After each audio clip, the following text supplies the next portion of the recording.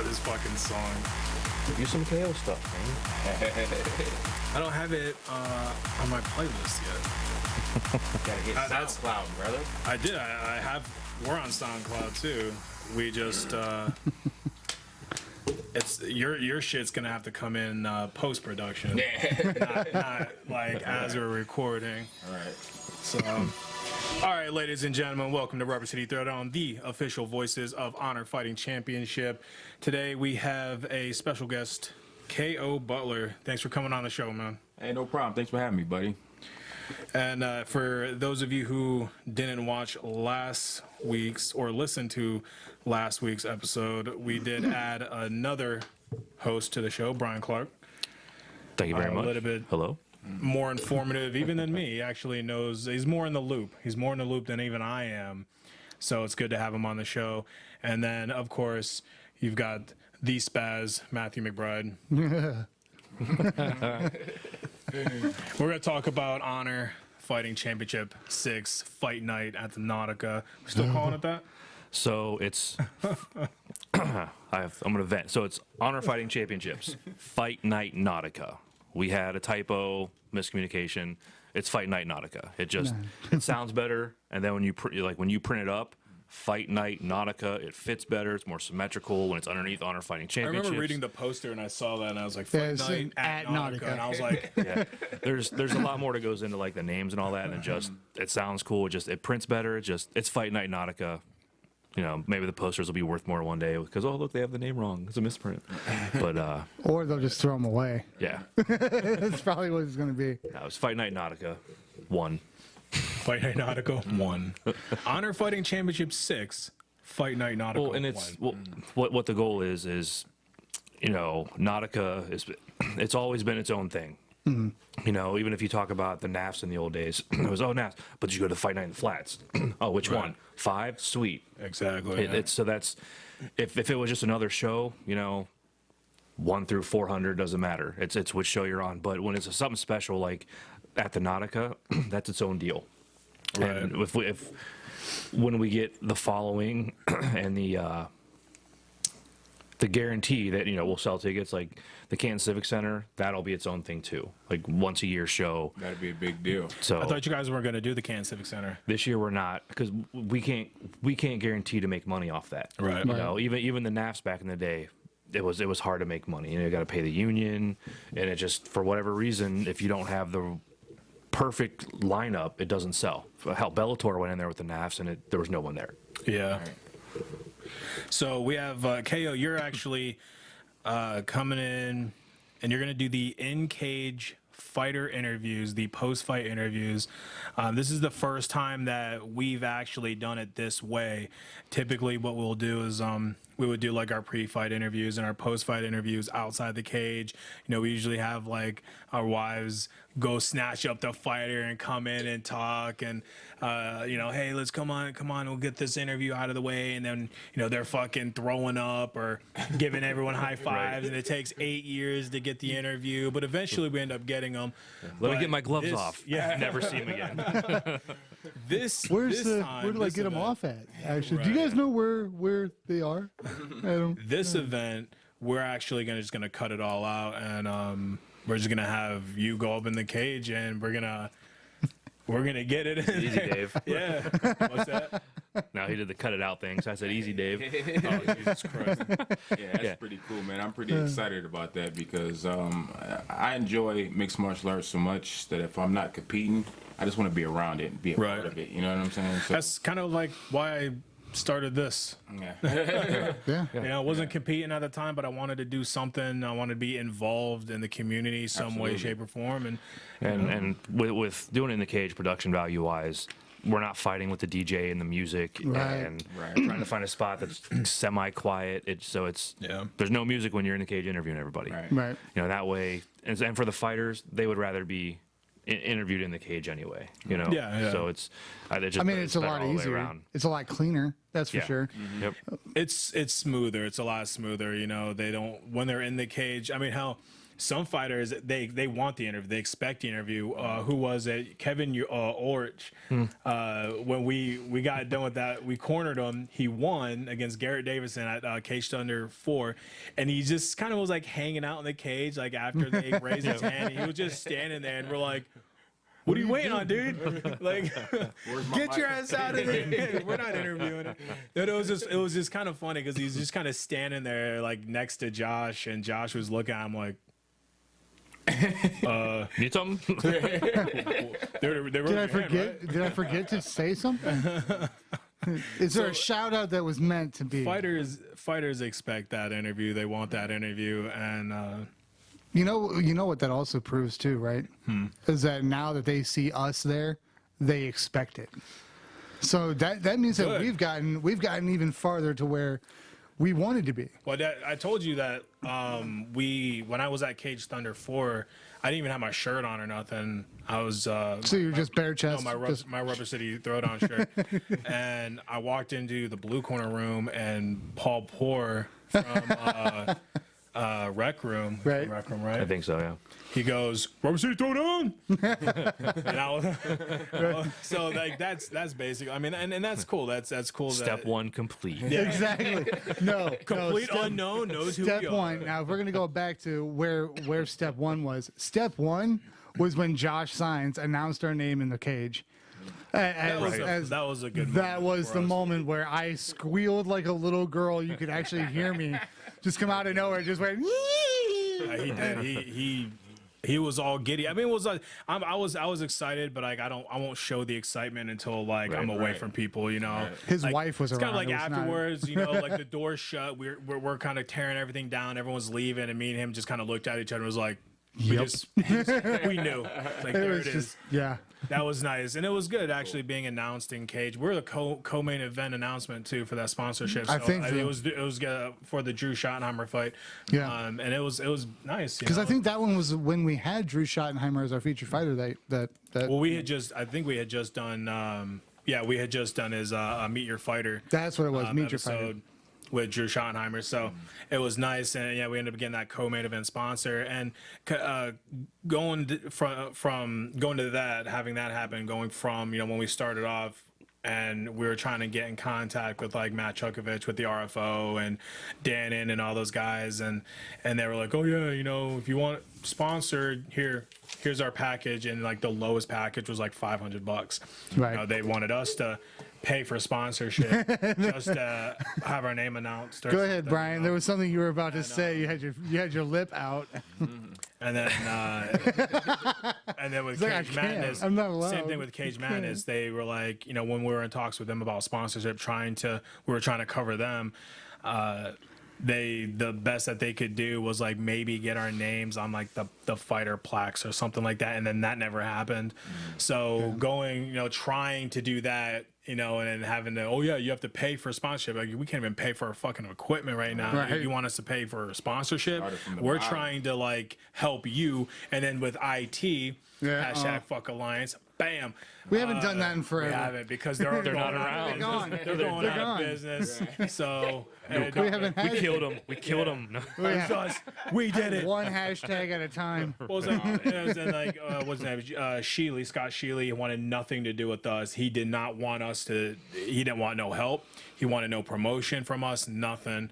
Reported us for copyright infringement. So yeah, we go from all that to this, Right. and it's nice. It's actually nice to hear our name. It is. It's nice to be featured for once. So Absolutely. and we're getting there, man. Yeah, there's still little tweaks to work out here and there, but with excitement causes miscommunication, Yeah. I'm sorry. right? Well, it's just because when you have a bunch of people that are new to the business, Right. like especially the promotional side, and you're like, hey, these 4 ideas are going to be great. We need to get to these somehow. To get to them, we have to do this first. Right. But then those 4 people also have 10 other things going on, and then things get left out or missed, or Right. oh man, I forgot. I didn't mean Well- to forget the SD chip. I'm sorry. But like with every show, it gets more smooth. This show is an exception because it's such a big deal, Right. And a different show. If this was at Chaparral's, I mean, I'd get more than 4 hours of sleep. I wouldn't just sit there at night going, Right.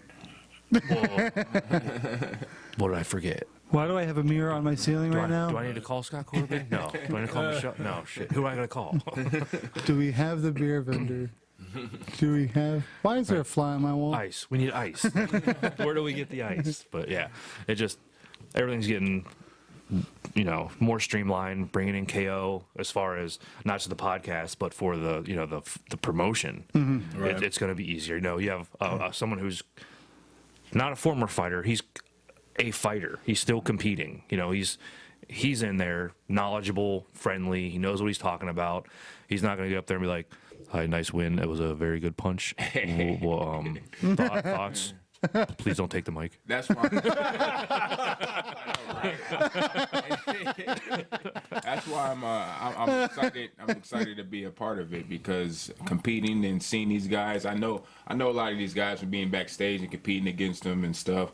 And I know what it's like being in there and stuff. So it's exciting just to be a part of it when I'm not competing. I think this is something special right here. You're not nervous about going in there and talking in front of 1,000 people? Hey man, we get in our underwear and punch each other in the face and Right. So this is almost like the ultimate accidental. I forgot my pants in front of like a whole studio full of people. Okay, all right. And then with and Jose does a really good job too. Commentating. Jose does a fantastic job he's commentating, really, really man. I didn't realize how good he was until I commentated. Was Honor 2. Yeah. And he shut up the other two. Like when I think I was watching your fight and I'm listening, and me and Dave. And we're the other two. Yeah, the other two. Well, no, that's what it was. Because Right. you would come in with something and Jose would talk about it, and then Dave was just kind of like. And that's what Norm was talking about before, was that when you've got 3 people fighting over the same freaking piece of ham here, there's only so much that each one everybody of them can knows. say. Everybody knows exactly what happened in the cage, and they're fighting to say it first. Right. Jose, when I remember I was talking with him, and we're like, yeah, be the personality, I'll be the color. You just do the play-by-play. When it goes to the ground, that's your world. When it's on the stand-up, that's my world. We'll do that. He just took over. He took over 100%. I mean, he was talking on the stand-up, on the ground. He was talking about the fighters, and I just kind of sat back and was like, all right, I'll be the information guy. So the Tapology ratings on this fight, so he did a fantastic job, and I'm looking forward to commentating with him again. And then actually, we'll be commentating also together. Jose has someone fighting, so. Oh yeah, that's right. So there'll be 2 fights before, maybe a fight after. I'll sit in, fill in. Just to keep it going, like KO, he can do it, but with going in the cage, I'd rather him be watching the fight. So as far as he's not going to be like, oh, was it a head kick? No, it wasn't. Well, how'd you win? Right. It's won by Super Guard. Right. Super guard. At least for this. That was fight. the hardest interview I've ever done. Right. It'll take a couple shows to where you can watch, commentate, then get in and ask at the same time. Right. So, but it'll and if we had 3 headsets, all 3 of us would be in there anyway. So Right. Got to crawl before you walk, man. yeah. Exactly. Well, let's talk about. I dance. Not if Nice you're Honor. show. We jumped in and started running. No, I just dance along that fine line of what I do know and what I don't know. Let's talk about Honor, the next show here. Fight Night Nautica 1 at Cleveland, Ohio, Jacobs Pavilion. God, I love this venue, man. It's one of my favorite places. It's probably the best venue I've ever competed at. And as far as being on a stage locally, it's definitely a spot. You're not walking in to a little, VFW looking fucking lounge or whatever, and it's hot and it's muggy and it only fits 200 people. No, you're outside and you're walking on a stage.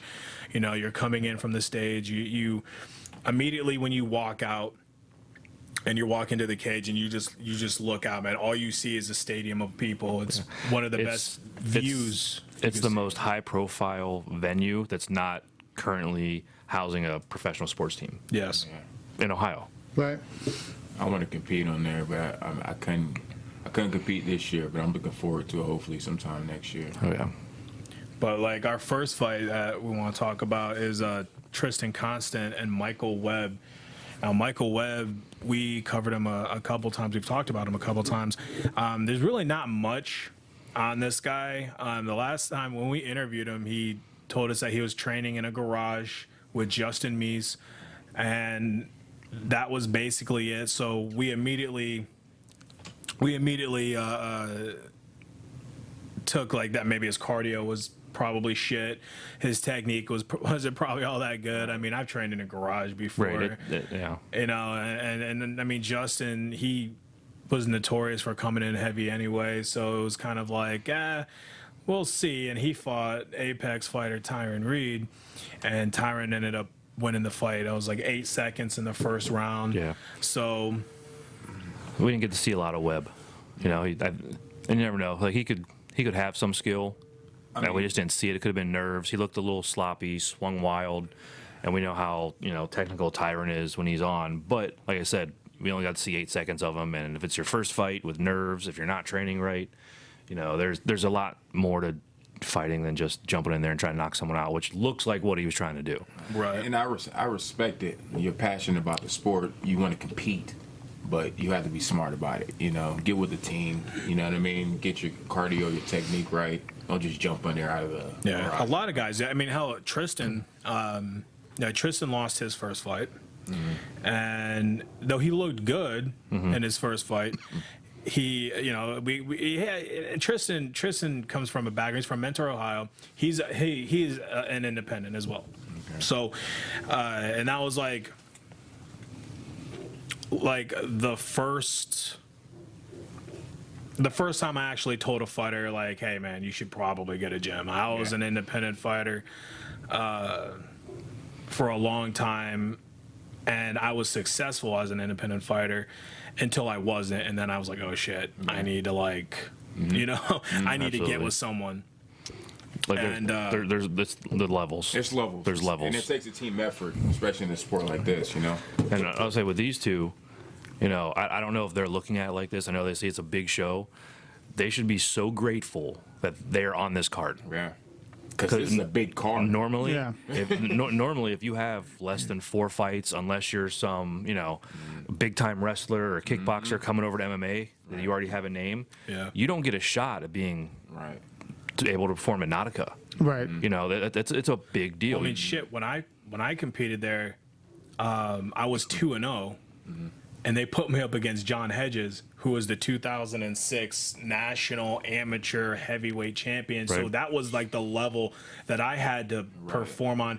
And that card that I fought on, Dave Pee Wee Herman fought on that card. Eventually went to the UFC. Jason Dent was on the card. Sean Salmon was on the card. UFC, Jason UFC. Freeman was on the card. All legends. Like, Freebird. yeah, all those guys were on that card, man. They brought a dude. That was the first time I think the Naps brought in a guy from Brazil. They actually brought an international fighter in. They paid for him to come in, and it was the craziest thing too. Like seeing him, and he was walking around with his wife.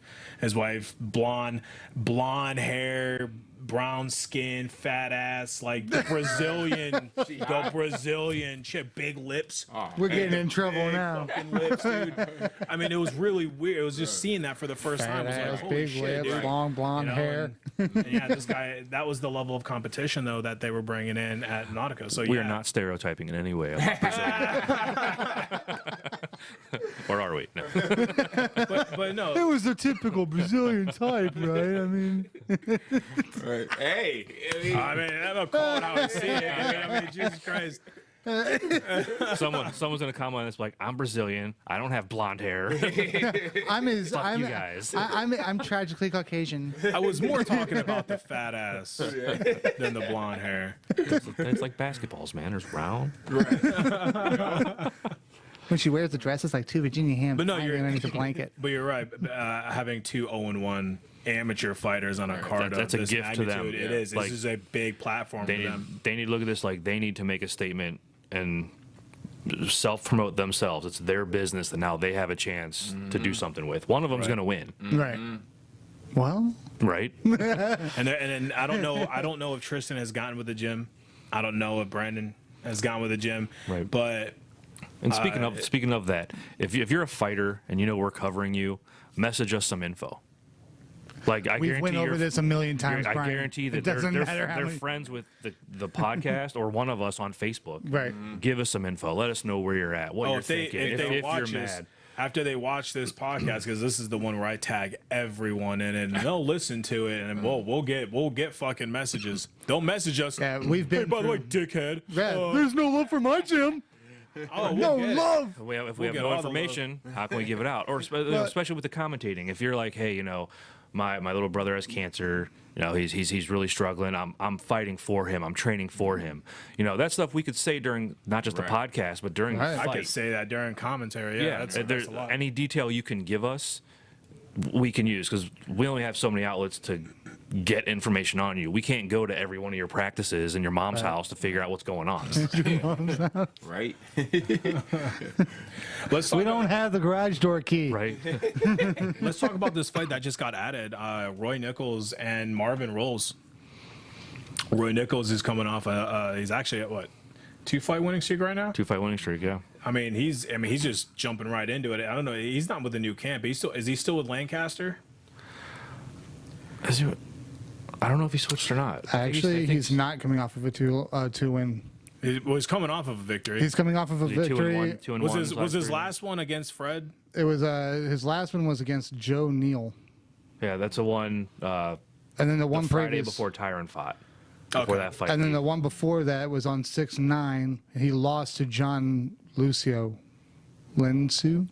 Oh, I thought he was on a 2-fight winning streak. Well, he's coming off of a win at least because I know he won his last fight, Yeah, he's had 3 fights after Fred Davis, or 2 fights after Fred Davis. and then he lost one. He won one. 1-1. Huh? But still, he's got momentum right now. Yes, he does. He's coming off of a big win.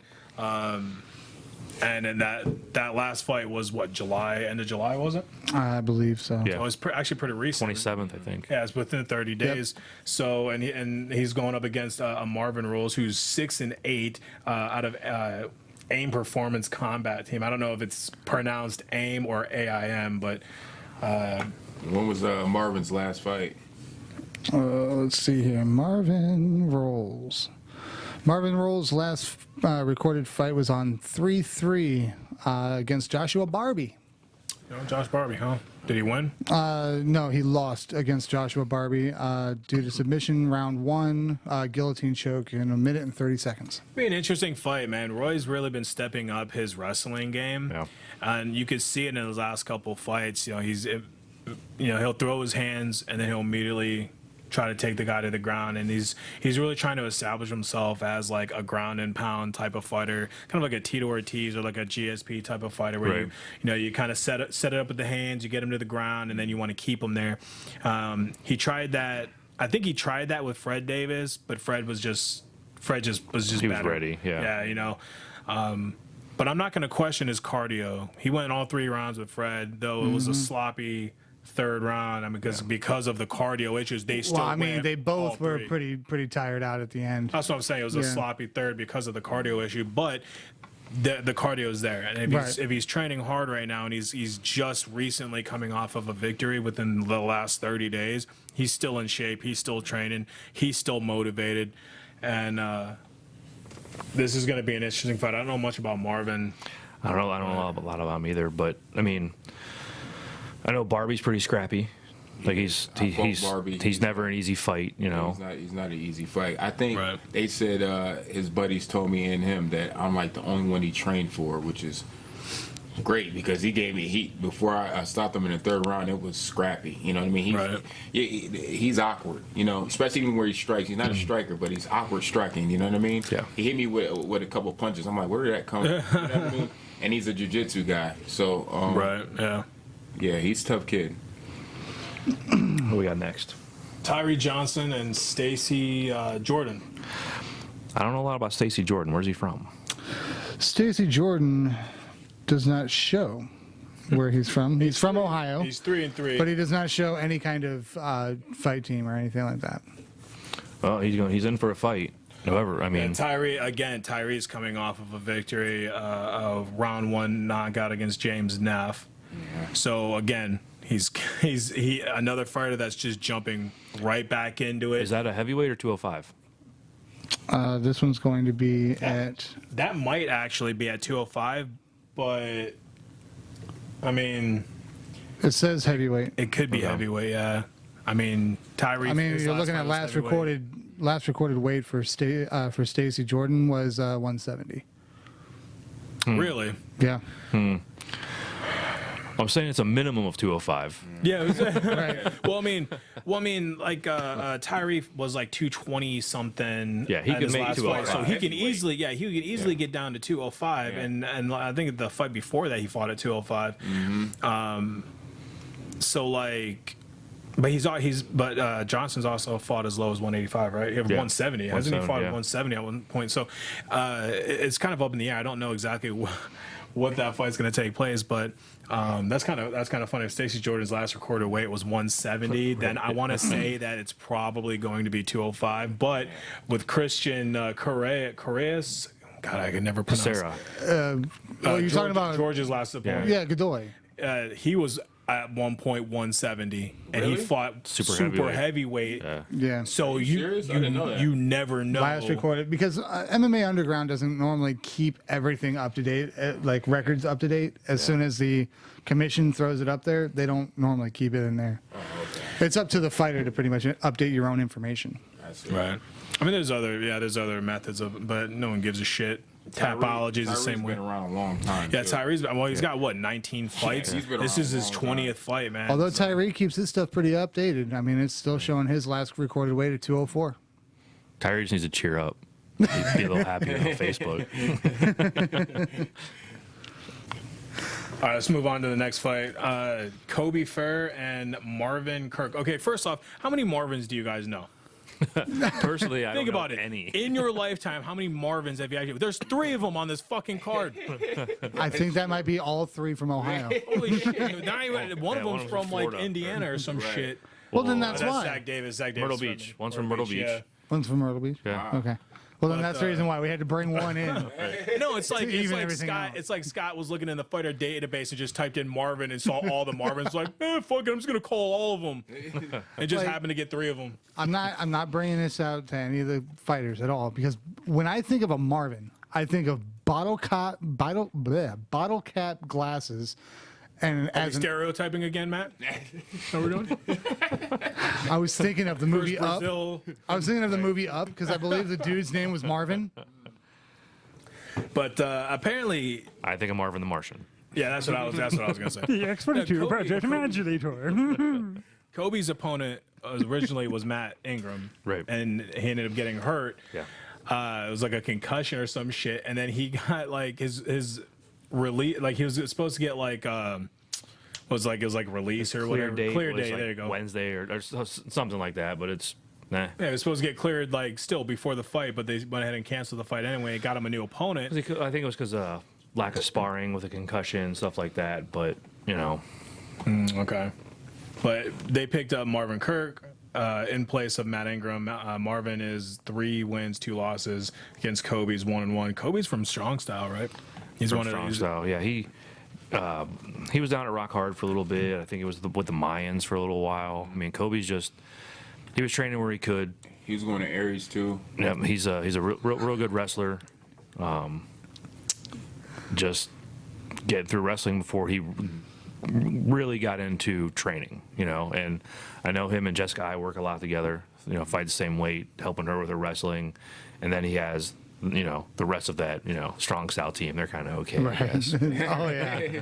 Yeah, Kobe's tough. He's No, happy too. I trained with him before. Yeah. Hell of a wrestler. For sure. What can you get on Marvin real quick? All right. What was his last name again? Because it's not on the Kirk. K-I-R-K. Kirk. Let me find out. Yeah, I've never actually seen Kobe fight. I mean, I've never seen Marvin fight either, but yeah, Kobe's only got 2 fights right now. And Marvin doesn't even have a picture up, so Marvin Kirk, age 24. Record right now is 3-2-0. You're looking at he's out of West Virginia, 137 pounds, 5'6". Last recorded fight was 6/18 against Raymond Davila. He won? lost. Oh, you lost by what? TKO. Referee stoppage from strikes. Round 1 in 7 seconds. 7 seconds. This is going to be an interesting fight. Yes. Right. What weight is this happening at? Bantamweight. Okay, 35. All right. Yeah. I don't care. Okay, I don't. On paper, this is bad, Yeah. especially against a strong style fighter. Yeah. We've done this before, haven't we? We have done this before. Yeah. I was like, I don't predict fights, but on paper, that would say It's a bad Well, match. let me dive a little bit deeper into his record. Okay. Okay, let me dive. Okay, he's coming off of a 2-loss streak right now. Before the 618 fight, he fought on April 3rd, lost against Carlos Castro, also TKO referee stoppage, round 2, 31 seconds. also round 1, 7 seconds. No, also TKO. So he did lose against Castro. Okay, so he strikes. started his amateur career 3-0, and now he's on a 2-fight losing streak right now. How far apart was that last win to the first loss? Last win to first loss, you're looking at 4-1 to 4-3. So he fought in A year? in 2 days? 2016. It's showing for April 1st, 2016. He won against a Deline Travathian. I'm really horrible with names here, guys. He won due to submission rear naked choke, first round, 2 minutes 22 seconds. And that was 2016. That was And then 2016. his first loss was when? What year? Oh, first loss was in 4-3 of 2016. So he fought 2 days later. Yeah. I don't know how he did it, but he Fuck did it. West Virginia. It's West, Like, come on. Yeah. West Virginia right there, man. It shows, No offense. It shows right here. And then he fought 3-4 of 2016 with a win against Ty Reynolds. That was He fought round in 1, March and then 2 in April. and then one in 9/19 of 2015. You can't be taking fights. When was his last loss? What day was that? Last loss would have been 6/18 2016. So he hasn't fought since 2016. So he hasn't fought had 2 years. 17 fights in 4 months. So Yeah, pretty much.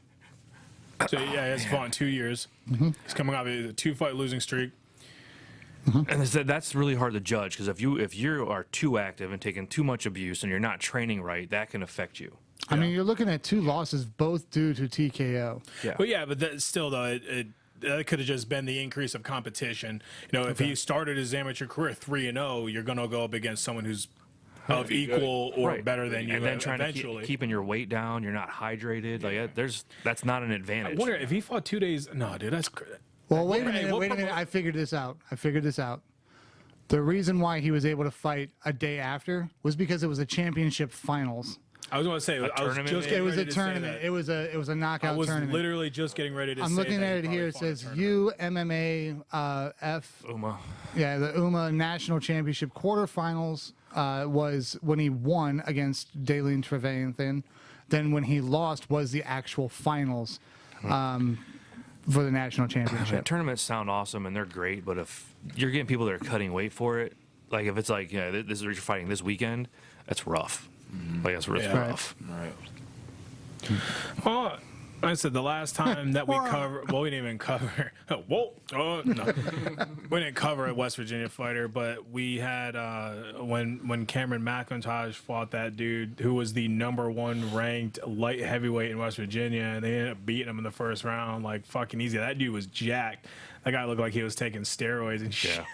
Yeah. Those are like more like brawlers in West Virginia, aren't they? Well, okay, you have to MMA think is West still Virginia. new Well, yeah, in West West Virginia is a state of tough man. Right. Okay, that's what and I was talking to Chris Miles about that, who's coming in from West Virginia, and I mean, he's a wrestler because like you'll have tough men, you have wrestlers. As to West Virginia, I used to live in West Virginia. They're really big into wrestling, but not as good as Ohio. Right. And I know there's going to be people who are going to be like, fuck that, West Virginia. No. If you take like the West Virginia State Championship and you compare it to like the Ohio Wrestling State Championship, not the close. level of competition in wrestling in Ohio is 10 times better than it is in wrestling. Now, I'm not saying that there isn't any good wrestlers that come out of West Virginia, Right. but just stating the obvious Levels, here. man. The Yeah. Midwest in general. You know, Yeah. it's that's why you look at East Coast, West Coast, the South. Their first choices are Midwest, Ohio State, Penn State, Iowa. Yeah, yeah. You know, Michigan. It's that's where they want to go. You know, even Notre Dame and Lake Erie. Well, my first tough man that I ever watched Ding. was in West Virginia. You know, and it was huge. I mean, what Tough Mans in West Virginia are insane. Yeah. Yep, that was So that it was is their new. MMA while Ohio was promoting MMA. You know, because when we went down there, like we're down there promoting. We're at the opening day, Mountaineer football, talking to people about the fights that are coming up in like 2 weeks. And everybody's like, "Is it like pro wrestling?" We're like, I'm like, seriously? Seriously? You guys have like 2 really good fighters. Right. You know, Wes Hansen's one of them, you know, and you don't, I don't know what to say. No, it's definitely not pro wrestling. Come to the show, and they're like, "Oh, we're just gonna go watch some football." I'm like, "All right, sweet." We're gonna go watch some football. And he threw the twang in about there. right. Well, we're just gonna go watch some football instead. How about that, guys? Come on up and get in the truck. Get in the truck. We got the bear on the cooler. Everyone had a little bit of like southern twang, not a lot. Like you've got Kentucky, different Tennessee. It's different. Like it was just a little bit in West Virginia. You've Where got at different in West parts. Virginia? Where you at? Because Morgantown. Morgantown. Morgantown's northeast. Because you had a lot of college students going in there, so we didn't hear a lot of southern. But then you Right. get some of the locals, and you hear it a little bit, but it wasn't anything. Because I mean, used to hell. live in Huntington, and You can't go by Chris Huntington. Miles is from, and you don't hear that. You can't go by that because Huntington's a big city. Yeah, it's the second largest city in West Virginia. So like, yeah, there is no like. Hey, There's more last how names y'all in that. doing now? Right, Down yeah. here There's in more West last Virginia? names in that city, you so don't see you that don't have to shit. worry about that. No, actually, Huntington is the Boom. Huntington currently is like the #1 city in West Virginia for gang violence. There's actually a gang from New York that came in and kind of like pushed some of my old friends up to high school. They're dead now because of that. Okay, shit. that's not what I was laughing about. Oh yeah, you insensitive prick. I'm just finding it hilarious when you got Tony coming out here. Hey, why don't you guys get on in here? And, hey, we got a big ass truck over here. What do you want us to do with it? You want us to run somebody over? Where's the concrete? Now, how do we mix concrete again? Let's move. Look, we on. got dynamite. Let's move on. Another fight that was at was Josh Barbie and Matt Seeger. Look up Matt Seeger. Seeger or Siebert? Seeger. Sieger. So But Josh Barbie Mike Seeger? has got like, this is what, his 20th fight or He's got a 21st lot fight? of experience, man. This is his 21st fight, I think. And half of Matt it he doesn't Seeger. even train for, Yeah, but he's got so much experience. He knows how to, you know what I mean? He's that- scrappy. You know? He's the armchair scrapper. right. He, just- You know? Air scrapper. he is, man. He's tough, man. All right, so with Matt Seeger, you're looking at 24 years of age. Record right now is 4-2-0. 6'1", 170 pounds, straight out of Ohio.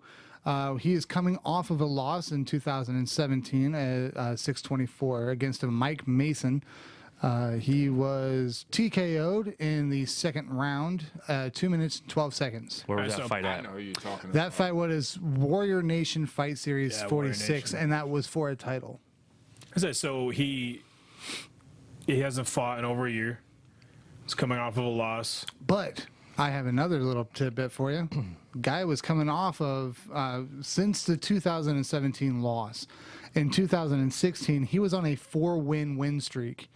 530, he won against a Troy Halcomb. Did you just try to say 4-fight win streak? Yeah, he did. 4-fight win streak. Instead Yeah. of I was gonna correct him, but I a was- 4-win streak. He was on a 4-win win streak. 4-fight win streak. Didn't I say 4-fight? said No, win. you You said said win 4-win win streak.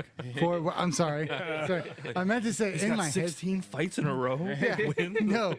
My apologies. My brain was saying, my mouth said otherwise. No, he had 1, 2, 3, 4, 5, but one of them was in 2015, so it doesn't really count. But yeah, he was in. Damn it! Now you guys fucked me up. Oh, So screw no, me. he was on a 4-fight win streak. Yeah, and then 4-fight win He ended up streak. losing in a title match little over a year ago. So we don't know why he hasn't fought since. Could be injury. Life. Life. Anything. He's 24 years old. It could have been college. I don't know. It could have been some work. Kid, Could have got married, something, yeah, kids. right. Yeah, but Could have switched gyms. Yeah. Just had to make him wait. Yeah, but maybe that loss opened his eyes and he was like, fuck it, I need to train. And he took a year off to train, and now he's back and he's ready to whoop some ass. But I mean, does it say he's what going, his hometown is, like where he's from? It doesn't say a hometown. It just says Ohio. No. Unfortunately, no gym. But I mean, he's fighting an experienced guy. And I mean, like, you don't look at Josh Barbie's record, who is 9 wins and 11 losses. Don't look at that record and go, you know, this guy. Yeah, West Virginia's isn't coming out good. in you, huh? You know, this guy's not good. He's got a shit record. No, like Josh Barbie. He's knowledgeable in there, and like I said, I've been in there with him. He's scrappy, and he's gonna want to get it to the ground. He likes jiu-jitsu, but he's scrappy on the stand-up. Like, he's not technical. He's not his game, but he's scrappy. Like I said, Yeah, I've watched Josh a bunch, actually. We've covered him quite a few times. Josh doesn't have the stereotypical technical style. Right.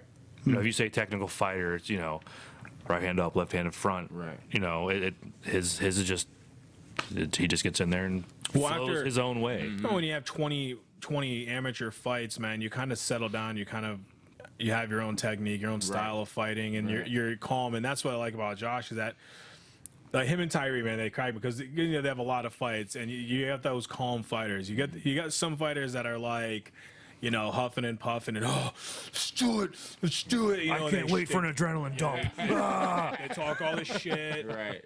And then you have a calm fighter. You got a guy who's been there 20 plus times. He goes in and it's just like, whatever. You know, you're just calm. You can laugh about it. You know, And I like calm fighters. Like, if you hear me cornering, I'm always like, breathe, stay calm, turn it on when you have Interested to. to see this fight. Yeah. I'm interested. yeah. in this one. I mean, I don't. I'm interested to see Josh. I'm not going to say that I'm interested in the fight. I'm excited to see Josh Barbie back in the cage and fighting again. Because I don't know his opponent, Matt Seeger, I can't say that I'm interested in the fight because I don't know the opponent. I don't know how this other guy's going to fight. Oh, we already covered that. But it could be interesting. You know, it's going to be an interesting fight to watch. I'm happy that I get to call the fight. I get to actually call Josh's fight now instead of being on the outside looking in and watching him, you know. So, but moving on, we'll talk about Brogan Indras and Christopher Schmeck, or Chris Schmeck. This is going to be a welterweight fight. You got Brogan, who's 1-0 with Route 250 martial arts. And then you have Chris, who's making his debut with Kinetics Combat Sports. They're out of New York. Is it? Yep. Yeah, because last time we were talking about it, we were like, none of us had ever heard it. We had to look it up. Yeah, Yep. that's right. Yep. They're out of New York. He's Christopher Schmeck is currently 170 pounds, 5'9", 25 years of age. Out of New York. His last recorded, this is his debut, so it he's doesn't making matter. a debut, so I was just reading But shit. like, I'm going with Brogan. I've always said this before. Brogan is he's a guy who's used to competing. He's been judo since he was 6. He's a brown belt in judo. He's been wrestling since a young age. He's been competing in an individual sport at a very young age. Okay, he's even a wrestler now. Wrestling coach now. He coaches at He got a 250. solid background. So he's just used to being in front of a crowd. Yeah. You know, so the whole first fight, new fighter jitters that Stage a lot of fright, amateur fighters have, he doesn't He's not have. gonna He's have used that. to this lifestyle Can already. we call it cage fright instead of stage fight? Yeah. Can I make that up right now? Cage fight. He's got cage Cage fright. fright. Hashtag that shit. That's a Brian original. TM. TM. But No, we'll go Brogan- straight for the copyright. Brogan's first fight was so smooth. I mean, you guys can check it out on River City Throwdown's Facebook page. But no, you get his first fight was so smooth, man. Like, he didn't look like a guy that was making his debut. You know, he looked like he was making his pro debut, not his amateur debut. And I'm really interested in seeing him in a second fight. Now, all his opponents, I mean, it's been a pain in the ass. He was supposed to fight Fight Fest on June 30th. He was supposed to fight Chris McKenzie. Yeah. And then McKenzie ended up tragically, he passed away in a car accident. So then they got him another opponent. And then the guy showed up and he had like a burn or something on his arm or his leg, and the doctor wouldn't approve the fight. So like, this kid has just been like, trying to get him a fight is a real big pain right now. So I'm really hoping that everything, you know, is you know, with his opponent, you know, and medicals and everything like that goes through. And I'm interested in seeing him. Sounds up and coming. He's got a solid background too. and then having Chris coming in from New York is awesome, and I love it when we get guys coming out of state. There's not much to really talk about because we don't know them. But there's going to be so much on an interview to grab. Yeah. And That's we where can I build like on to go. that, you know. Right. We'll meet him, build on it, be like, make sure you come back and fight for us, you know. Yeah, of course. Would love it. Especially these guys that come out of Florida for, fighting out of the Masters. Or what's it called? What was that guy from Florida? Oh, American Top Team. Yeah, that's it. Yeah. Yeah, we had him coming down as. Still can't remember his name. Just memories. Just memories. And we're gonna talk about Cameron McIntosh and Don John. Man, This fight is That might be a banger, man. it's definitely gonna be a banger. But like I'm kind of curious to see how long it's gonna be on the feet before it ends up going to the ground, man. Cameron, he likes to stand and bang. Dom likes to bang, but Dom, like, when he fought John McGregor, he hit him with some shots and he picked his ass up, Threw put him him around down. the fucking Yeah. ground, right. So you got two guys with a lot of power, Yeah. strong kids. Just, Throwing bombs. yeah. and Cameron's coming on. He's coming off of a loss, correct? He lost his last fight, right? Yeah. Incorrect. No. Nope. He won his last fight against Tyler Farley. Cage Thunder 2, submission due to strikes. Round 1. That was the 2 kid from West Virginia. Who did he lose to? It's the fight before that, then, correct? Yeah, it would have been Edwin Taylor. He And lost from Big Guns Taylor 25. just beat fucking Mitch Dotto. Yeah. So yeah, he lost to a good opponent too. And Edwin's a really good fighter. And then yeah, so he's coming off of a win. Correct. And that kid that he beat was the West Virginia, the #1 ranked fighter in all of West Virginia. Yeah. But The guy is tall, though. Cameron McIntosh, 6'3". oh, you know who else was tall? I know. John McGregor. Yeah. Like 6'6" or something. Yeah, dude was ridiculous. 6'6". Dude was 6'6", At welterweight? and I had to interview him. Oh my God. No, it was 185. 185. Oh, Yeah. 25 still. That's Middleweight. Hey, 6 foot. He's 6'6". I'm 5'7", and I I have to threw him fucking up there. interview him. I looked at him, I was like, hey, Norm, this is you, buddy. We had to tilt the camera up higher just so we could get his head. No, it was so that we could get Norm and his head. That's a big boy, man. It was I'm priceless. just looking up at him. Like, I just looked at his chest. Ain't no point, man. He's just like, so, Pretty hairy, man. nice So, tattoo. Here, you know what? Just take the microphone. Just take it. You drink it down here. I'm not staring at your penis no more. This wanna- fight could have future title implications too. Like the winner of this could be on a road, like another win. where's Dom been at for the last? I mean, he's 4-4. But it's kind of like he just kind of came back. Like when he fought Mike Siebert, it was like he exploded back on the scene.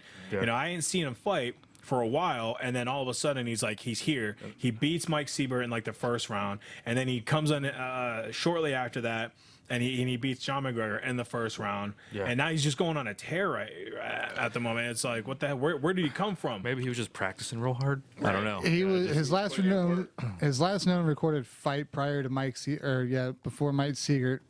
He lost against Sean Dinan, Iron Tiger Fight Series 75. That was in 2017 on 8-5. And so so he hadn't fought for a while, and he just comes back, and he's just practicing his right hook. Hey, if it works, it works, man. He lands it, Dude, though. and He he's goes built like a little fast ass fullback. He's like he's my I'll tell height. you what. He's my height, and he hits like a truck. I'm surprised that he came back the way that he did because he was coming off of 3 losses prior to that in 2017. That's what I'm saying, It man. was not a good That's year what I'm for saying. him. Like, You he got to just- respect the reset. Right. No, that's what I'm know. talking about. I did not. You don't normally expect somebody to come off of something like that and just come in and tear shit up. Yeah. Right. Yeah, I want to get a chance to talk to Cameron too, man. Because again, Cameron Tarzan, man, the dude's got long arms. He's strong. He likes to bang, but he's also really good on the ground as well. So this is a fight where I'm actually curious to see how it's going to end up. Too. So Look forward to that. Now here comes your next one, your favorite one. Drew Dixon and Jeffrey. Oh fuck. That's good, man. This is the. How many times This do is you for get the that number all one the contender at time? 135. Number one Yes. contender. Yep. But Jeffrey's coming off of a when he just fought at Fight Fest. He trains with Griffin Rawl, so he's coming out of a pretty prestigious camp. He's 4-2. And he's going up against Drew Dixon, who's listed independent, but He hops around. Yeah, he hops around. hops around. Hops around and he's very knowledgeable. Like he went to Thailand to do some Muay Thai, and I trained with him over at Aries. He's a tough kid. Well, he's 4-1. Yeah. Yeah, his record speaks volumes as well.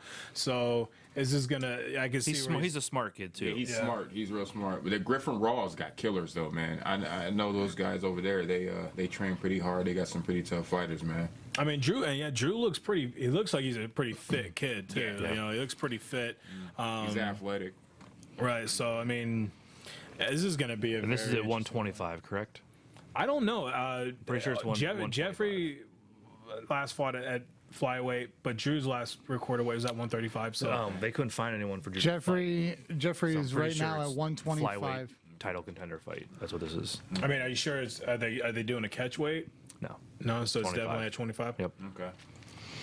Bantamweight No, it'd be flyweight. shows bantamweight fight right here. Yeah, but Between- 125 is flyweight. That's one.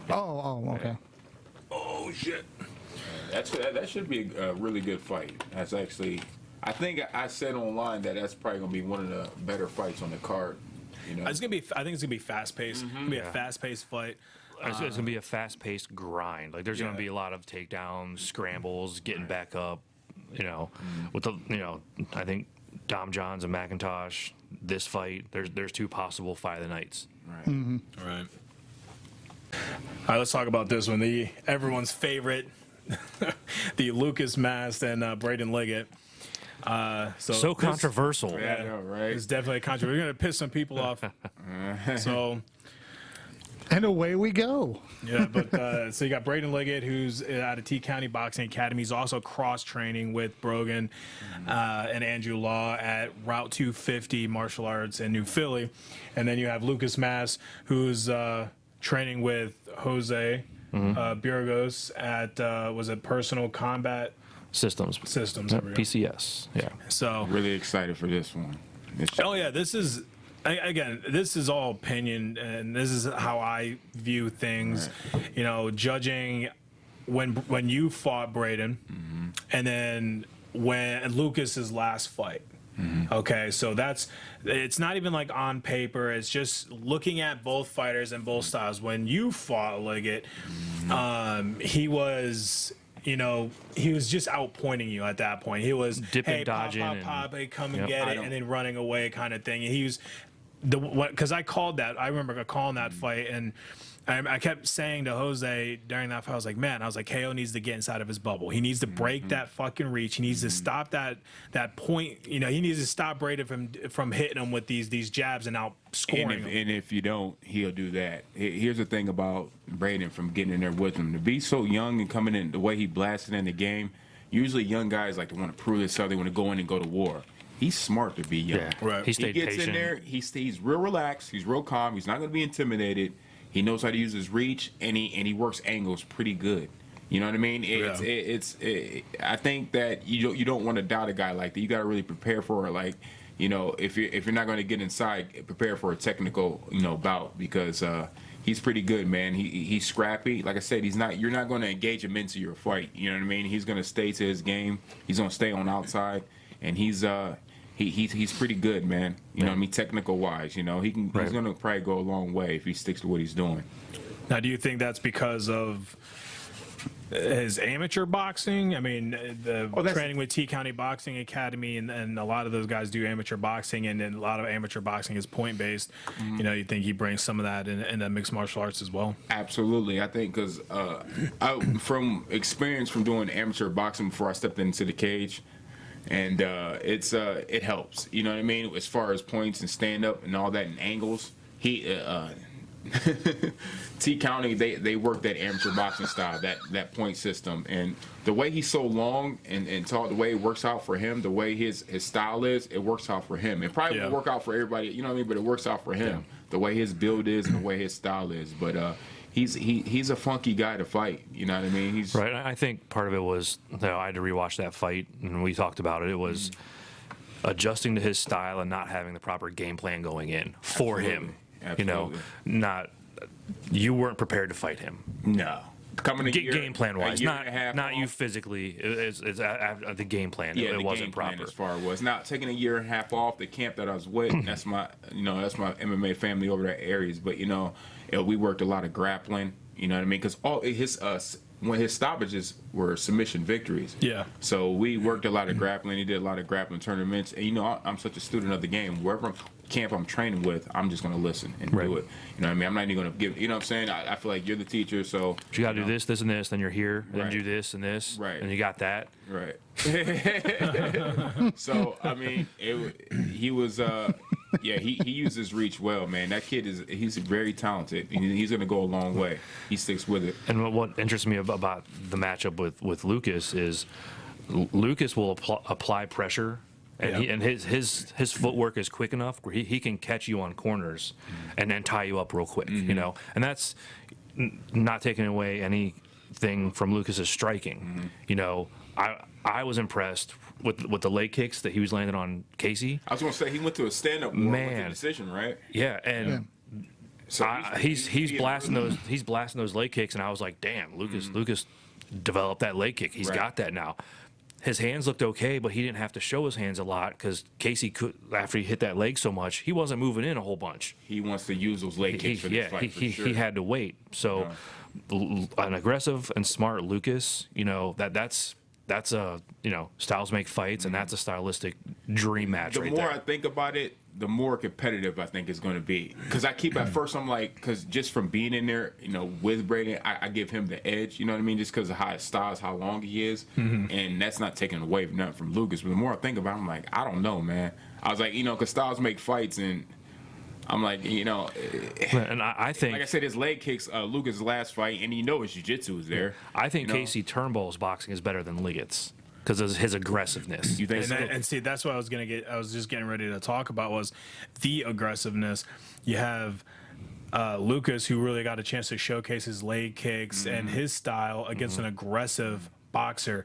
Now, what do you do against a guy who's not so aggressive? There's more of a counter. Technical, yeah. Now you're going up against a guy who is not as aggressive, who's longer than Casey Turnbull, and is really good at catching angles. Those leg kicks are going to be irrelevant if you can't land them. If you can't get inside Liggett's bubble, your boxing is irrelevant. Yeah. You have to. That's what I'm most curious about, and I'm most interested in seeing how Lucas's game plan is going to unfold during a fight. Like it's also with Liggett, he may not be as counter, as passive as he was when he fought you. He might, he took some time off. I don't know if he was sick, if he was injured, if he was just. I think he had something with work because he's in the Army too. Well, he's in the military. So he had something going on with that. And when I say better boxing, I'm not saying Liggett's not a good boxer or Casey's so much better. I'm talking about the forward movement and the attack. It's just he's a better aggressive boxer.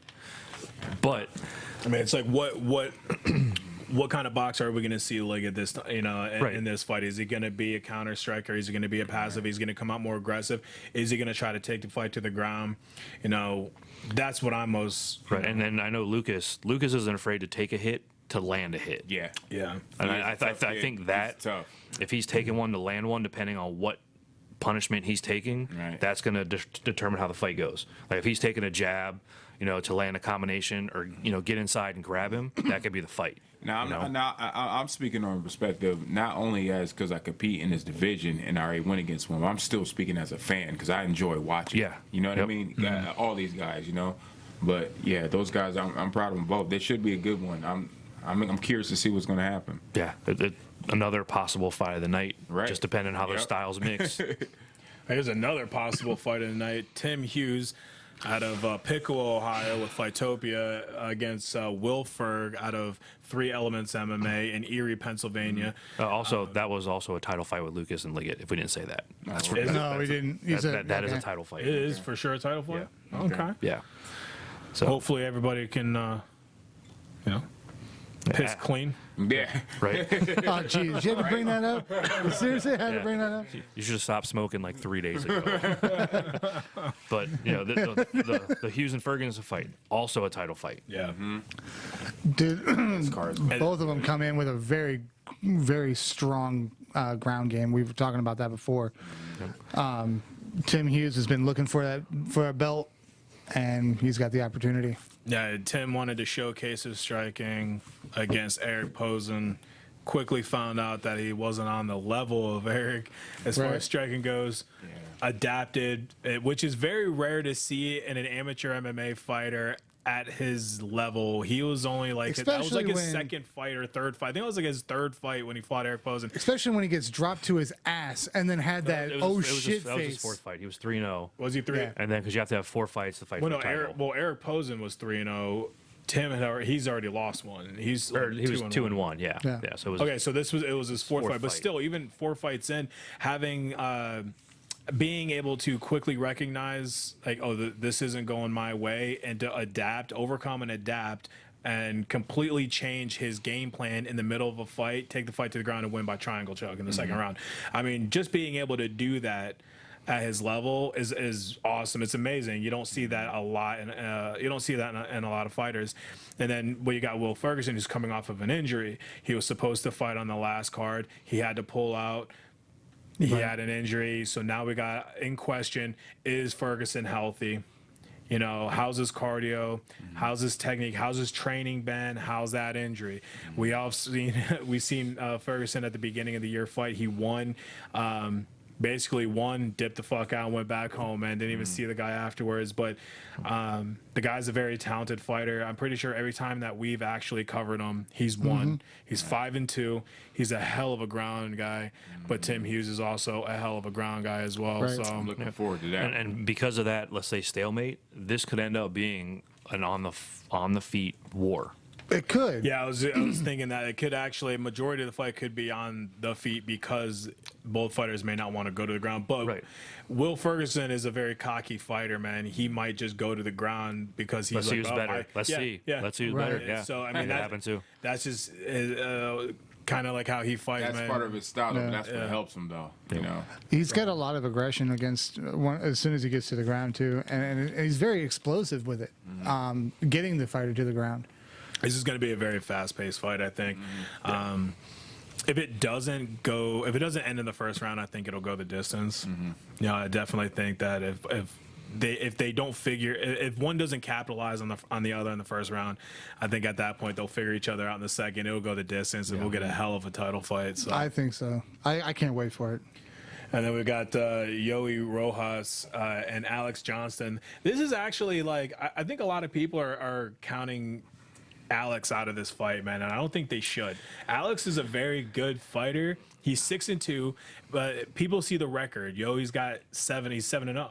You know, Alex he's a good fighter. He knocked out Darnell Truitt in like 24 seconds in the first round, Which is hard to do. He beat Jamar Moore. He went the distance. He took him the distance and beat him at RFO and up in Cleveland. Alex Johnson. He. I was there at that fight. He's a pretty decent wrestler. Yeah. He kept on taking Jamar down at will. Jamar didn't really know. He didn't have an answer for response for yeah. that, He didn't yeah. have an answer for what he was doing. Yeah. So, but then you got Rojas, who's he's out of Iron and Soul, man. He has just been on an absolute tear, Yeah. and he's had a hell of an amateur career, and he's just trying to continue. Where's Now, I Johnson think from? that Johnson, Johnson, 1 second, I will get that information. but It's from Ohio. honestly, if Jim? the rule change had No. changed, Nothing. Rojas would have already been a pro right now. Yeah. Yeah, absolutely. And I think that this fight should be similar, like the Dixon and Ofleck, fast paced and just nonstop. Like I would assume Alex will try and get him on the ground and Yeah, pound, that's his just thing. grind him out. But Yoey, from what I've seen, is good on the ground. Like he's not just gonna be on his back and triangle headlock and hold him there. Right. Like it's gonna be a fight. So and that's also for a title. That's pretty. Is it really? I didn't know that it was actually for a Yeah. title. Man, this Yep. card here is special, man. Yeah, we've got a very stacked card and a lot of titles coming in and out. I'm excited. Where to is get Alex front row from? seat. Alex is from Ohio. It doesn't give me any other information than that. It just says Ohio. He's 26 years of age, 5'8", 170 pounds. Pounds. This is a featherweight title, isn't it? Yeah. So 45. Yeah. Okay. I'm judging by Alex's win to loss. Everything that he's got, I mean, it's pretty much all around the board for the most part. I mean, the last one decision for a win in 12-9 of 2017. His last recorded fight, he lost at Pinnacle Fight Championship 16. Wasn't that a title fight that he lost? No, it does not show a title fight. It was a unanimous decision for a Fatty Sherman to win. Fatty Sherman. Yeah. You can't make this shit up. But with the Jamar Moore win, of course, we already saw that. That was for a title. That was a big win. That was Big Guns 23, unanimous decision, went all the way. Another title fight for Iron Tiger. That was also all 3 rounds. Yeah, I saw that one. Yeah. I remember watching that one. So, but yeah, a lot of people, like I said, don't count Alex out, man. This is actually going to be. I think this is going to be a pretty top rule. Yeah, in this would all be a good combat fight, man. sports. Like, Never doubt your All opponent. 3 title fights, you look at and you're like, I'm watching that. Right. Yeah. Yeah. Sure. Like, if you have to go This get is a a hell drink of or a get card, food, for don't sure. do it during those 3 No. for sure. No. But As a matter of fact, my mom even wants to go just to go see how many title fights that there are. But let's get into some of the. Let's get into professional, man. We got AJ Dobson and Wesley Golden. That's pro, right? That's a Yeah, That's a pro fight, Yeah, yep. man, that's fine. Yeah, Man, AJ, man, he's 3-0, and he's going up against a 6-9. Again, though, like you don't want to You look wanna at the doubt your record. opponent, You yeah. don't want to look at the record. that But, guy, he has Experience matters. Yeah, it does. You know, and but and AJ's coming out of he's fighting out of strong style. AJ Thompson, man. It also shows classic American in the Top pros, Team man. for. I'm sorry, that was Wesley Golden. Yeah, My bad. yeah, Wesley's got American Top Team. Yeah. Dobson is tough, man. He's good, man. There's- I sparred with him before, and he's pretty Oh, yeah. legit. He is. AJ is He's a pretty hell of a legit, fighter. man. and this could be another fight that you don't want to miss. Like Yeah. you've got up and coming pro, an established pro trying Yeah. to get back to it, And you got a guy by experience. Now that he's not going to be, intimidated. I doubt he was with his experience in the pro level. Yeah. So, I mean, Well, even intimidation go out the window if you're confident with who you're practicing with too. right. Like if you know you're going to wars that should be harder than what you're going to go through in the cage, Right. you're not intimidated. Exactly. If you're training out of your garage or if you're the best dude in your gym with no challenges, you That's got to different. worry. You got to worry. That's Yeah. different. Yeah. You're not getting that extra push. But with these two, that's not there. Right. They've got 2 of the best gyms in the United States. right. And we got Logan Urban and Zach Davis. Zach Davis is Is Wesley Golden out of Washington? I don't know. I don't know. Hold on. We got Zach Davis though. He's with Yeah. AKD. Where's that at? Couldn't tell you. He's 0-1 as a pro, and Logan Urban out of Griffin Raw up in Mentor, Ohio. Logan. 1-0. I actually got a chance to talk to Logan at the last honor fight, man. He was there for Eric, so he was real pumped up, ready to go, man. And this He's dude's gonna an be exciting ready. fighter. Logan was, man. When I was doing amateur fighting with him, and before he, what I'm saying, he was around. I was around with him competing on the same cards. He's pretty tough, man. He's Now, what's he hard blasts about through the amateurs, man. Oh yeah. What's hard about this fight is you have a guy who, had a really good amateur career who started off 0-1 as a pro. You don't know what you're getting in that fight. Right. Yeah. Like he's going to adjust and come back and Right. go back to what he was or add to it. And we all know how good Logan is. So he doesn't have to change his game a whole lot so far. He hasn't had to. Why would he? Right. Exactly. So that's going to be a really interesting fight because you're trying to see the adjustment as the fight happens. Exactly. I'm excited to see that one too. You guys were talking about Zach Davis and where he was from. He's actually out of Illinois. Illinois. So, 29 years old. So yeah, male, 6 foot tall, 155 pounds, and he's out of Illinois.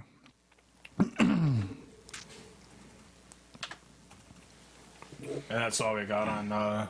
That's pretty much all we've got on Zach Davis. His last recorded fight as a pro was a loss, 3-3, 2018 against a Jacob Miller. The event was Alliance MMA. Round 3, TKO. That's right. What was his amateur record? 11 His and amateur, 2, right? 11-2, yes. Yeah. Sorry. So you got this guy, and that's what you were speaking on. Was you look at his 0-1 record, but then you don't know this dude's amateur record. This dude has 11 wins and 2 losses, and he's got 2 legit. titles. Yeah. It's legit. So like he's a good fighter, and you don't know what happened in that first pro fight, man. Exactly. Right, and after a loss, they always adjust. Right, You know, of course. unless if it was a slip up or you just got caught, whatever. But like when we were talking, he's going to come in probably not looking like an 0-1 fighter. Right. You know, and No. and we know how how talented Logan is. Yeah. He hasn't really had to change anything. So he's Right. tough kid, smart, motivated. So that can end up being a really good fight. Yeah, So that's interesting. I'll be paying attention for sure. I'm excited for the next one, for the next fight that's coming up. We've got our current title holder, correct, for Nicholas Bashir, yeah? no, No. because once you go pro, you forfeit that title. That's right. I forgot this is a title fight. So he was the former and first super heavyweight. So this is pro debut? yeah, Yes. this is for Nicholas. Hey, I didn't know I that. believe he Nick got- Bashir, he That's kinda finally cool. he finally got his pro card, and he was undefeated, right? Undefeated as an amateur. Yeah, undefeated as an amateur. He had like 3 amateur belts at super heavyweight. It was ranked number 1 in Ohio, according to Tapology. He's But ready. you know, Well, and it's the number one pound for pound because they don't rank super heavyweights. Right. yeah. Right. He's going up against a Caleb the Beast Raymond, who's 1-0. We actually saw him make his pro debut at Reaching the Summit, Honor Fighting Championship, Reaching the Summit. He fought Edward Fajan, and that fight was actually kind of interesting. Like it, like they were standing up for a little bit, and then it's like Caleb. I don't know if he tried to throw him, pull guard or what, but he pulled all damn near 400 pounds of Eddie right on top of him. Yeah. God. And he And disappeared for like a minute. Eddie is huge, man. But I'll He's a tell you big what. dude. I don't But I'll want tell that you dude what. on top of me. Even though Eddie had all of his weight on him and everything, he transitioned very well, and he pulled out the win with a Chimera, which even I believe. Chimera is Chimera. Godzilla. He pulled out a Kimura. I was like, that's like a mythical creature, isn't it? Kimura was. Kimura. It's my way of saying it. Chimera. It's coming out there with a Chimera. He did fit, but He then did. also like it goes into question: is Caleb that good on the ground, or was Edward that bad on the ground? Yeah. Right. And Does not look like Chimera. when you've got two super heavyweights that size, it's hard to have any kind of judgment on their ground game. Yeah. Because, bellies are hard to defend against. Yeah. You They ain't are. lying. They You are. ain't lying. It changes everything. It does. And Nick is a wrestler, man. He's Like, a pro wrestler, yeah, right? So he's athletic. he. Really athletic to be a big We've boy. seen him go He's to a the tank. ground. Yeah, Yeah, we've he's a seen him tank. go to the ground. We've seen him his ability to work. He's a strong guy. He's relentless. He's a good striker. I mean, how his last fight, he put that dude down in the first round hard. Yeah. And You that know, and Ian Suttles is a extremely good Yes. wrestler. And he didn't even get a chance. and that was very surprising. That was a very surprising fight for me because I was expecting more out of Ian, Yep. and I didn't think the fight was gonna end that way that quick. And so this is gonna be an interesting And fight. I think think it's going the about distance. I think about when Nick fought George. Yes. The first round was really close. Yeah. The second round, Nick was able to hold George on the ground like the whole round. And George is As a strong deceivingly athletic and strong. Yeah, he is. And he's like, I'm in a corner. I'm like, can you get up? He's like, no. No. Like it could have been the weight, the strength, but Nick couldn't, advance his position either. Right. Yeah. But he held George down. Right. Right. So But then again, like Caleb is a big dude. yeah. Like when you look at his fight with Eddie, it was like he looks he looks a little smaller, but that's because Eddie's damn near 400 pounds. Yeah. Right. Caleb's a big guy, man. He's a big dude. He's a strong guy. Nick is also like 6'3", Yeah. 6'4", also a big. You got dude. you got a guard versus a tackle. That's what's Right. that's what's going on. I think this could be a possible first round finish between these two. Yeah. There's a lot of weight. This behind fight, every punch. this Lot of fight weight in this could one. go to distance though. Yeah. I mean, don't get me wrong. Think so? They're throwing a lot of weight around. It could be like George and Nick. Yes. Yeah. And that's what I'm. Okay. That's what I'm thinking. Like after seeing Caleb, what he did with Eddie, and I kind of pulled him down and pulled him into his guard and kind of attacked him from there. And then you look at Nick, who is notorious for he could take somebody to the ground and keep them there. It could go the distance. Yeah. It really could. If someone doesn't get knocked out in the first round, it could really go the distance. Right. The thing I'm wondering is what is the over under on me getting a percentage from T-shirt sales. I knew that was going to get brought up. It's funny. It's not a big deal, but I saw that and I was just kind of like, son of a bitch. Like, I drew that. I got copyrights, and I think that was his girlfriend or manager messaged me and said it was Browning's logo. So look up Browning safes. They use the same freaking one, but they put the on top. Right. So I looked up. I had it copyrighted before they did. Oh, there you go. But there's a difference between copyright and trademark. Right. Yeah. So technically, the copyright is the term, like with the names and the beast with that design in the middle, but they moved the. But still, Right. I want my 4%. I want my 4%. I want my 4%. Gotta have my 4. All right, now moving into like the co-main and the main events. We got Cody Stevens, Wolverine, and Aaron Mitchell. Cody, man, he's kind of like the local fighter of Ohio, man. He's that legend. One of the legends, yeah. Yeah, he's 14 wins, 10 losses, 1 no contest or 1 draw. I don't know if it's a draw or no contest, and then he's going up against Aaron Mitchell, who's 3 wins, 1 loss, and again 1 draw or 1 no contest. And I don't know much about Aaron Mitchell. I like to know his amateur record. Aaron Mitchell? I do know Cody. Yeah, Right. he's fought everybody. I mean, Cody's been. He's that ballsy grinder, doesn't care. Let's go. All right, you're looking at, for an Aaron Mitchell, his amateur record was 18-6. See, he's So got he's a got a lot of He's fights, a got lot of damn near as experience. many as Yeah. Cody. Yeah. So- he's got a lot of fights. Well, didn't Cody go like 10-1 as an amateur before so. going pro, and now he's got like damn near 30 fights as a pro. So You're looking at 9-1 for amateur. 9-1, yeah, is close enough. This is just a lot of experience being thrown in this cage right now, and Cody at his level right now, at his age and his training, he is a grinder. Yep. He is going to take you to the ground, and he is going to make you work. And if you can't outwork Cody, you're going to lose. Yeah. As Charles Felony Bennett found out when they fought at RFO, he will take you Felony down. Bennett, he's another legend in the sport, and he's got tons of fights. But Felony Locker room fights, Yeah. fucking all street kinds of fights. different fights. Dude's crazy. Yeah, Cody's. Wow. I've never seen somebody outwork Cody, like even in the gym. Did he change his Never name? seen it. Who? Charles Bennett? Yeah. Yeah, he's a Horse. felony. Yeah, it used to be Crazy Horse. Now it's Felony. Oh, well, he must have recently changed it to the felony. Yeah, he did. Within the last 29 year. and 37-2. Yeah, it's, He's got so many fights. That's his pro record. He that's what- he that stopped was- training for fights too. He just takes fights and shows up. Yeah. 29, 37, They and said they paid him 2. like $5,000. He shows up, he takes Yeah. fights, like just dumb fights, but he doesn't give a shit. Yo, he don't Once care. well, I'm pretty sure he was He's high. not going in the UFC or anything. I'm pretty sure he was high when he fought Yeah, he was. Cody, man. I mean, that dude Was that the dude that was flopping Yeah. around? Yeah. But this fight, this could be another really good fight, straight grind, and for Mitchell's pro record to be so low, to have the confidence to fight Cody with his record, He's got a longer amateur background than Cody, though. he's gonna come in. And everybody's gonna look at the records like, oh man, this dude has no fights. This dude has a bunch of fights. This dude's in his hometown. It's not gonna be a walkthrough. Like No. it's not. It's going to be competitive, I feel. I mean, anyone who's watched Cody fight, watches him train, knows that this is not going to be an easy fight. I mean, this dude, and not to mention, Cody has no quit. I mean, Matt Chokovich had to throw in the towel. He wasn't even his cornerman. He was the promoter, and he threw in the damn towel when he fought John DeJesus. Yeah.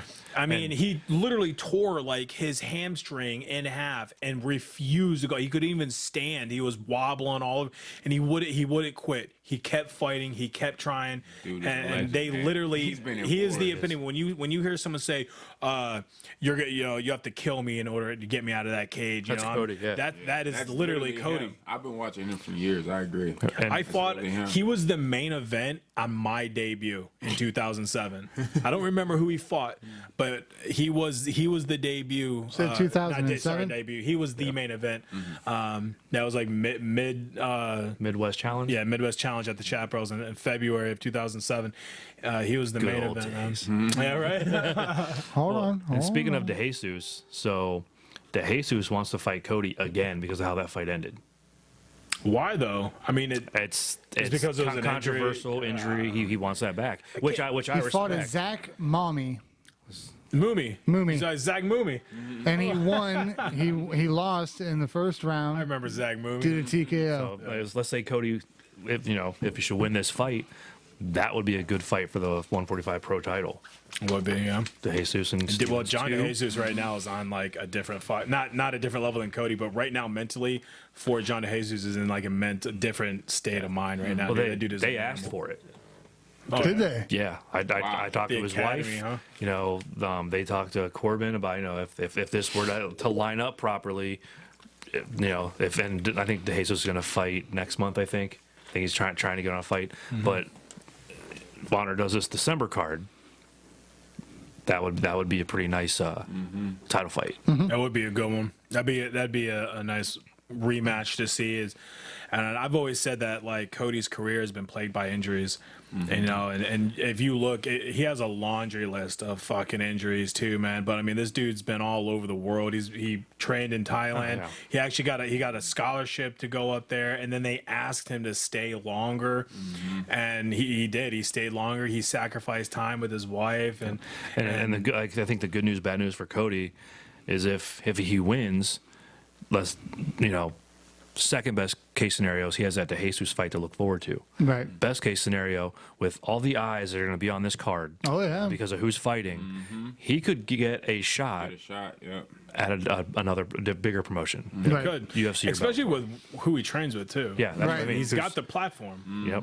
You know. Yep. It shows on here that Cody Stevens has now. I'm pretty sure this is his own fight team, the Fight Farm, or is that something No, else? Fight Farm. That's old shit, Yeah. man. That's Okay, I wasn't he- sure. yeah. He's strong style. He has his own gym in Is it- Mansfield. He Is it the Wolverine Stevens gym? Yeah. Wolverine Stevens Okay. MMA, I think. If I fucked that up, I'm sorry. But I know you have your own gym, Wolverine. I think- wasn't sure. It just shows up on here. As yeah. his Fight team Farm being was Fight like Farm. it was like the old rec room. Yeah. Okay. Athletics guys, man. I think it's Wolverine Stevens MMA. Okay. I think. Yeah, that was back. Yeah, Fight Farm was like Mitch, Joe Lewis, Felix Kathleen, like a lot of Cody Fight Stevens. Farm, man. That was that was that's old shit. That's old school, man. Man. Jesus Christ. Well, you're welcome. I think. Trip back, a little nostalgia, right? Jesus Christ. But that's how old this information is. Actually, right? isn't this fight the main event now? I thought the Aleska fight was the main event. This was supposed to be the co-main, but I heard this one has been bumped up to the main. I don't know. As far as I know, the Aleska was still the main event, Still but the I'm main not event. sure.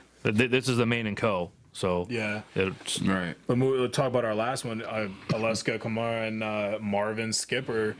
Dude, Marvin, that dude is fucking ripped out of Yeah. his goddamn mind from head to tippy toe, man. Tippy toe. Holy shit, that dude's like, He's- I he's- look at pictures of him, he's like just flexing his leg or some shit. He's got veins from like his hip to his fucking toenail, dude. he's a Athletic, bodybuilder, phenomenal powerlifter, shape. MMA fighter, Jesus and Christ. apparently Fitness there's a model, video. I don't know. What else? Fitness model. I guess there's a Enorm. video of him squatting for reps like 640 pounds. Just warming up.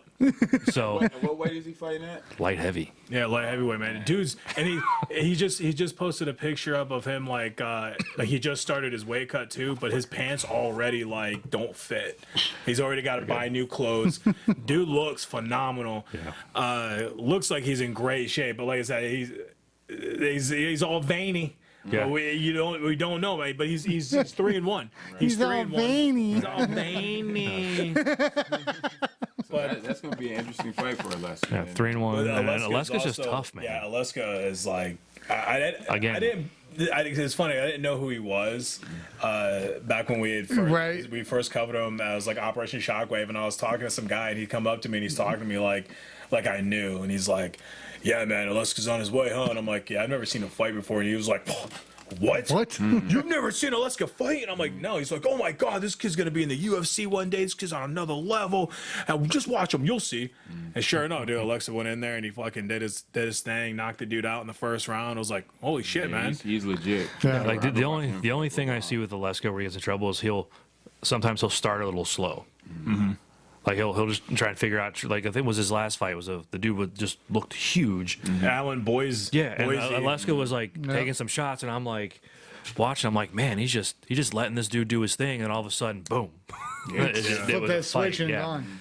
but And that was the crazy one because Alan Boise was that dude's a big guy. Yeah. For a 205. That's like, why I'm I remember walking into the weigh-ins. He was just sitting there. Well, he was standing there with his trainer, and I was just like holy shit, dude! Like there's a big guy, man. It's like there's Jay Dublin's, right? Is that where that weigh-in was? Yes. No, it wasn't at the weigh-ins for pros. It was the amateur weigh-ins that he was just there in that the room. weigh-in again, yeah. But like it was, the point is like the difference between like a professional and an amateur. You know, you walk in, and you fucking see that just mass standing there, and you're like, holy shit, dude. Because I remember going, is this light heavyweight? Yeah, like, Wow. it makes you. Guys like him are the reason why like I won't fight at light heavyweight.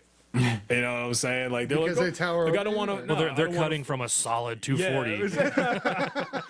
Like I don't want to fight heavyweight. Just go to light heavyweight. No, I'm fighting a faster, smaller heavyweight. Think about Stipe draining was- all the water out of him and making 205. right. Whoa. No. Whoa. No. It would suck. He could do it. He'd lose a little bit of muscle, but he could do it. Yeah, No. he could. I mean, Yeah. yeah, I know he could, but I still would say Well, no. at 35 think of- pounds, that's all you need to cut. Yeah, think about someone walking in to fight one of the greatest heavyweight champions ever at 205. No. No. Not DC going Okay. up. How you about know, how but- about how about I say it this way? Ouch. No. And that's well, the thing is that's what some of these guys, they're not, obviously as good as Stipe yet, or if ever, but that's the kind of weight they're cutting to go to 205. When the max is 265, Yeah. there's no cruiserweight spot in there Right. yet. Yet. Yeah, dude, that's. I'm looking forward to Aleska fighting again. Man. And Aleska has a lot of attention on him. I hope that attention doesn't bring Don't get that to him, and it doesn't get in his head, whether it's getting Yeah. overconfident, nerves, just hopefully those guys are gonna do their thing. Don't worry about He's on a rise, but that who dude is may or may athletic. not be He's there fighting. watching, because there's going to be eyes, whether they're in attendance or watching on pay-per-view. Well, I'll tell you what. Speaking of those eyes, we've got a problem. We're only a week out, and if you We're want, selling out. yeah, we're selling out bad. We're already sold out on table row 1, 2, table seats row 1 and 2. Yeah, it's on the honor side, I was telling everybody, it's very hard to make money at Nautica as a Right. promotion because you only get ticket sales. So the higher profile pro fights you have and you have to pay them money, it's coming out right off the profits for the promotion because Nautica keeps parking, they keep alcohol, they keep vendor, like they get everything else but tickets. Right. But what I told them is like it's going to look really bad until we get about 10 days out. Right. Oh man, and it's looking great right now. We were at like Well, I just looked like a couple 3,000. days ago, and they weren't sold out. I think they had like one table was sold out. Now there's like row 1, row 2 tables, row and, 1. a lot of tickets are still with fighters, but and then this goes for pretty much every promotion. If you take a VIP ticket or a table seat, you cannot return those. Right. Yeah. Like you either sell them or you pay for them. Right. That's always been the rule. I know a lot of fighters are new, especially because Ohio's in like that reset for MMA right now with a lot of new guys. If you take away a ticket that the promotion can't sell, you have to sell it or be responsible for it. Right.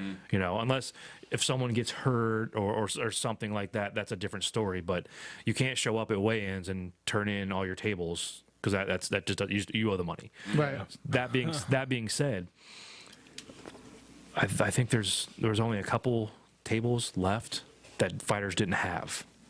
Really. Yeah. Wow. So all those are out. All the tickets online you're seeing that are sold out. Those are bought. Those aren't what's in the hand. Right. That not even counting general admission in the bleachers. Right. Not counting there's some VIP tables. 10-seat tables on the stage if everybody needs them. There's a couple left. Those are I think $1,500, but you're on the stage watching. Right. It's a good. I have a picture on my Facebook of me walking out on the Nautica on the stage, and you can see how close you are to the fighters who are walking out. The tables are right there next to the stage, so it's definitely worth the buck to get those stage. Dude, our VIP tickets, our VIP seats are just Well, I've got uncomparable. We're gonna have the best seat in the house, man. We're gonna be right cage side and Hell yeah. But and especially I'll just stand up. and especially with being like, hey, it's gonna not looking at what's in the fighter's hands of what's being sold online. It's gonna look like garbage, and everybody's gonna be nervous, and everybody was. Right. Like everybody, like I've had conversations where it's like, man, I don't know about this event. Like I know it's great. The fights are gonna be good, but if no one comes, shit. But I'm like, 10 days out. 10 days out is gonna pick up. I think the week of the fight, it's probably gonna sell out. I think general admission is gonna look bare, but everything else is gonna sell out. Well, When you get there, because it's such a big place, there's gonna be a lot more people than what it looks like. Well, so. I mean, if everybody was sitting down, the bleachers would be almost full. Once that's what I'm predicting. But Right. you'll get people that'll buy a general admission seat, and they'll stand like on the sides by the concession stands or Right. over by the entrance and watch the fight that way. Because there's a lot more going on than just the tables, the seats, and the fight and the stage. You have vendors, you have food and beer, you have boats driving by. Like the one asshole is in this big ass fucking boat. There's a fight going on. He's for like 30 seconds during the fight. Why should that be Rover? Like there's a fight going on and they're beeping. Like the round ends, the ref has to stop them because they can't hear the bell. And the dude just on the horn. I'm like, that might be the biggest asshole I've ever seen at an MMA event. Whoever's beeping or the whistle, horn, whatever the hell it was. It's a big ass one that they Yeah. use for the drawbridges and shit. There's so much going on. In downtown Cleveland, you have, I think there's the Burning River Festival. There's an art festival. There's the Indians play at 4:05, so that's going to get out. So if you're trying to get to the fights on time, make sure you leave early. You want to get there when the doors open. Hey Norm, we're gonna be there early. If you're trying to get there at 7, I'm picking up KO.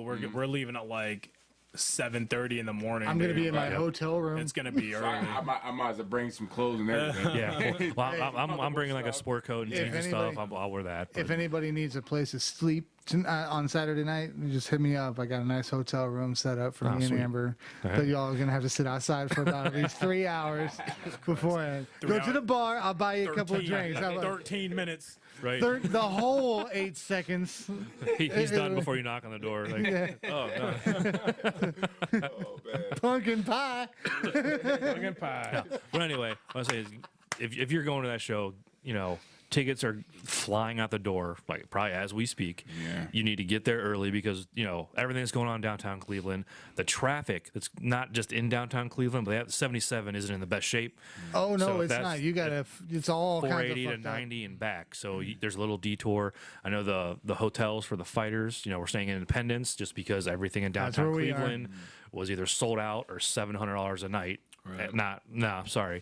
That's exactly where Amber and I found ours is in Independence. Yeah. So it's the Marriott, Oh shit. Red Roof Inn's over there. The Hilton's over there right by Outback. So I will be going to Outback on Friday for dinner. I said, make Yes. sure you Yes. support. Make sure you support your local fighter. Support your local promotion. If you guys are gonna get a ticket, and you guys know a fighter, buy the ticket from them. You could also go to www.fightertix.com. Click on the honor link. It'll take you right to their page. You can actually select your favorite fighter from the website as well. And they get credit for it. And they do get credit for it, and you can buy the ticket from them as well. Also, one quick thing: did we figure out what promotion is going to be taking care of the pay-per-view? It's Fight TV. Oh, is it Fight Night? Okay, we weren't sure the last time we talked. Yeah. So Yeah, and, okay. and last show wasn't on pay-per-view. This show is on pay-per-view, and you'll get to hear my beautiful voice on commentary once again. That's what we'll be listening to in the. And in then the just an hotel room. update so everyone else knows. Like as a promotion, Honor does not individually single out gyms to promote gyms. We'll promote the fighter if he fights at your gym. That's the only promotion you get. It's about the fighters. The promotion will be successful because of the fighters and the people that we have working for it. That's what makes the promotion great. It's not, I'm trying to think of a fictitious name. KO Butler MMA. Thank you so much for fighting for Honor. We love you. Here's 5 minutes. Please get in our cage and talk. That's not what we're about. It's about the fighters. Right. Put your logo on his ass. Let him get in there. Get a banner, whatever you want. But it's the fighters first. The promotion takes care of itself because of how we take care of the fighters. Right. Makes sense. Well, thank you, KO, for coming on. We do appreciate everything that you've done Appreciate for it, us. man. Looking forward to coming back here. This is a good time. Permanent part of the Voices of Honor. Yes, definitely. Absolutely. And again, guys, make sure you buy your ticket, www.fightertix.com. And we'll see everybody at the Jacobs Pavilion at Nautica, August 18th, man. Can't wait. Shout out Scott Corbin. Love you, Scotty. Well, until then, Until next time, guys. All right, we out. later.